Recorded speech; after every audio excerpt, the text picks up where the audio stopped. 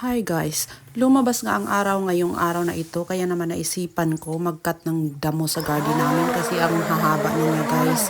At parang hindi ko na like na titingnan siya na parang ang dugyot-dugyot. Kaya naman naisipan ko na habang natutulog si baby girl, mag-cut ako ng grass. At hindi naman din matagal ito trabahuin kasi mabilis lang naman siya i-cut.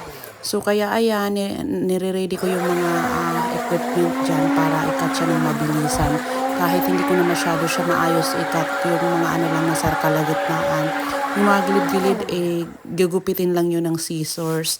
So kaya naman ayan, nagdadamo na ako guys. So sobrang mabilis ko siya ginawa kasi worried na worried ako pag gumising yung anak ko, iiyak yun. Kaya naman, pabisit-bisit ako sa kanya, titingin doon sa loob kung kumusta na siya at nakahiga lang siya doon. At ayan, mabilis lang siya talaga. So, ilalagay mo lang dyan, ilalagay mo lang yung mga nakat mong damo. Sobrang puno talaga yung basurahan na yan, guys. Siguro, palagi kong pinupush talaga siya para siksik talaga siya. Dahil hindi na namin nalinis yung garden namin. Siguro simula dumating kami dito, nalinis namin siya ng mga twice lang. Pero yung unang dating talaga namin dito, para siyang gubat.